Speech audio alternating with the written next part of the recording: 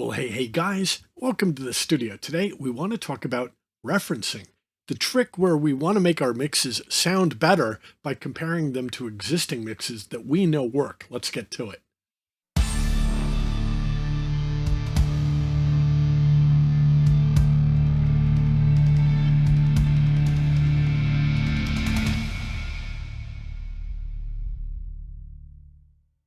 Now, if you look in the comments below, you will see a link to the reference track that I built and the track that I use. Feel free to click on it and download it. While you're clicking on stuff down there, why don't you click on like and subscribe? Be a friend. So let's put a little thought into this. Let's say you have a mix and I have a basic, really rough track up here. Let's give it a quick listen.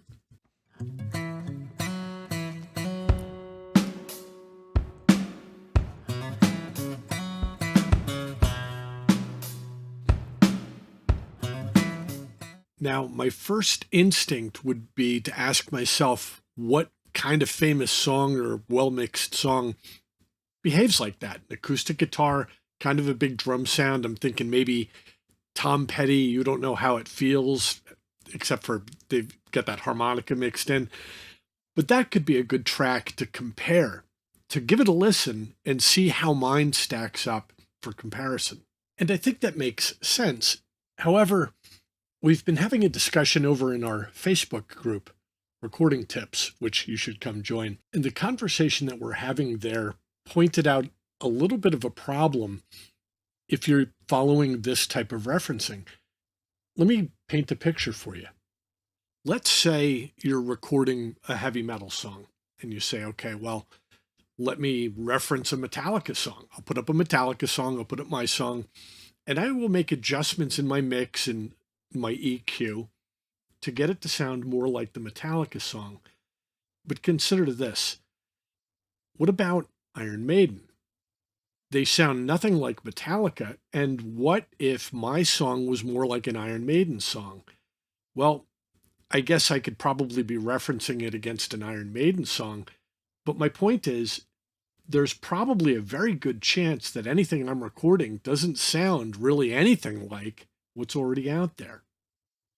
Well, what could go wrong possibly? What if I am hearing something like, say, in the hi-hats on the Metallica track, and I listen to mine and I just don't have that sparkle, I don't have that sizzle. So let's say I start boosting the treble on the drums, and I might get it to be about an equal level to that sizzle, but they used different hi-hats and different sticks and a different mic in a different room. In other words, I might be using the EQ to turn my drums into something that sounds like their drums, but it might not be the accurate drums for my song. And then something occurred to me. What if I'm just flipping around on the radio, going from station to station, listening to some of my favorite rock mixes? Well, my ears are going to be adapting very quickly from song to song as I flip around, saying, well, that's a good mix. That's a good mix.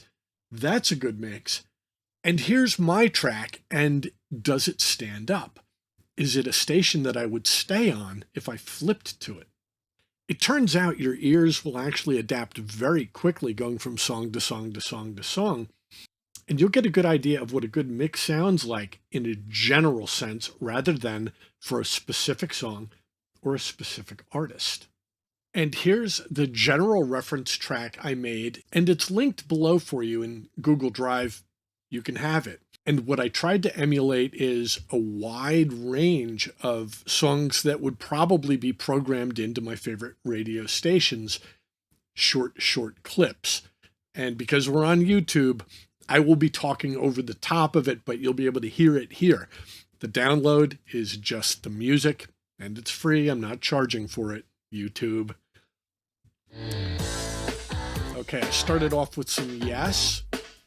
It's got a good clean mix, a little bit of Rob Zombie, and I like Rob Zombie because it's a very loud sounding mix. And all of these songs have identical peaks that we set up in Ableton, so they're all peaking at the same volume. It's not RMS, I didn't use LUFS. a little bit of Pink Floyd off Dark Side of the Moon.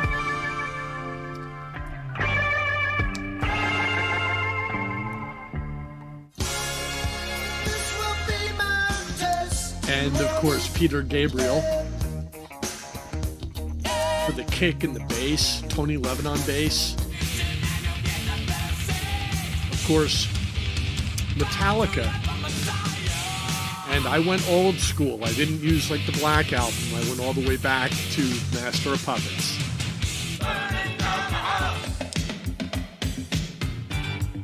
Talking Heads, one of my favorite mixes for drums with guitars.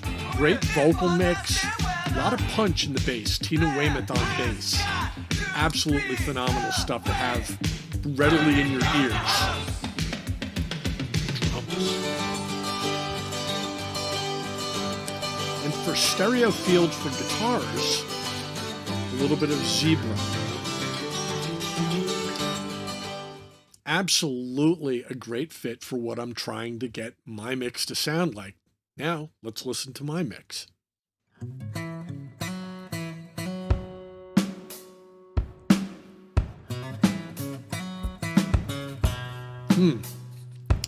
Seems like it could use a little bit of sprucing up. Now, that's my first time trying to set up a reference mix like that, a real general type of referencing track. I shared it over in our Facebook group and I got some cool replies. A lot of people are interested in it. There was some discussion about how I set the levels for it. And I set every track to have a peak of -4 dB. And I think some tracks are perceived louder because of how they're mixed and how they're compressed and how they're mastered. The Rob Zombie notably always sounds louder than everything else, but it always sounds louder than everything else on the radio. I might go back and I might set my levels based on RMS instead of peak. I might use a LUFS meter.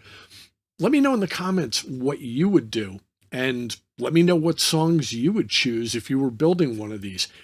It took me about a half hour to build this track and get the levels set properly. And I might branch out. All those tracks were what you might expect on classic rock radio. What about classical? What about hip hop? What about country, for what it's worth? Might be a good idea to include some of those. So I think I might be done with my days of being my mixes against a single track or maybe two tracks that I think sound similar and making my decisions based on that. I think I can trust my ears in a very general sense to know what good mixes sound like and ask myself very simply the question, if I was going through the radio and my song came on, would I stop and listen to it? Well, guys, I had a lot of fun putting this together. Don't forget to come join us in our Facebook group, Recording Tips. Click on like, click on subscribe, be a friend, and we've got a lot of work to do. Let's get to it.